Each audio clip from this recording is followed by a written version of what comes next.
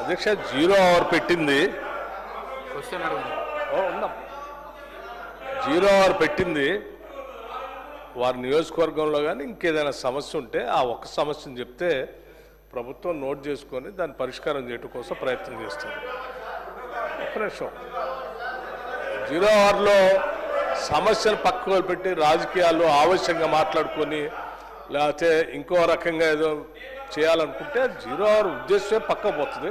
గౌరవ సభ్యులు సరే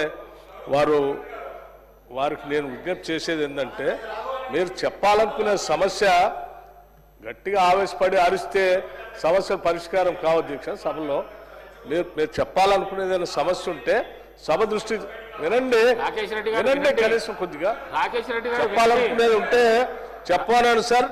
వాళ్ళు ఆవేశంగా మాట్లాడాలనుకుంటే అంతకంటే ఆవేశంగా మాట్లాడే వాళ్ళు చాలా మంది ఉన్నారు ఇక్కడ అధ్యక్ష. That is not the solution. సమస్య ప్రభుత్వ దృష్టికి సభ దృష్టికి తీసుకుని వచ్చి దానికి పరిష్కారం ఏంటనేది మంత్రి గారు చెప్తారు. దయచేసి మీరు మనం కలిసి సభ డెకరం మెయింటైన్ చేయాలి. ఎవరు ఇప్పుడు అదే చేశారా మీరు గతంలో? మీరు ఓడిపోయిన వాళ్ళని తీసుకొచ్చి కూర్చోబెట్టారా? మీరు ఆయన ఓడిపోయిన వాళ్ళని తీసుకొచ్చి కూర్చోబెట్టారా? సభ గురించి తెలియకుండా మాట్లాడితే ఎట్లా? పల్లా రాజశేఖర గారు ఏంది మీరు రన్నింగ్ కామెంట్ ఇది కరెక్ట్ ఏం మాట్లాడుతున్నారు? మాట్లాడితే ఏమంటే దీనికి పద్ధతి ఉంది, ఒక పద్ధతి ఉంది. సభ్యుడు ఏం మాట్లాడాలో కొత్తగా వచ్చి ఆయన చెప్తున్నారు. మీరు కూడా అట్లా మాట్లాడితే ఎట్లా? మీరు ఆయన గతంలో ఇదే చేశారా? Sir correct. All the time I been watching you sir. ఇది సభ నడుపుకోవటం ఇది పద్ధతి కాదు. సభ ఉన్నతనాన్ని గౌరవాన్ని కూడా కాపాడుకోవాలి. మైక్ దొరికింది కదా ఆవేశపడి మాట్లాడి రన్నింగ్ కామెంటరీ చేసుకుంటూ కూర్చుంటే ఇది that is not correct. Let us debate it seriously. చెప్పని సమస్యలు చెప్పనండి. సభ్యులు ఆయన సమస్య ఏం చెప్తారో చెప్పండి. మంత్రులు రాసుకుంటారు, నోట్ చేసుకుంటారు, చేస్తారు. ఎగతాళి మాట్లాడుకోవడానికి కాదు వచ్చింది. కూర్చోండి. పల్లా రాజేశ్వర రెడ్డి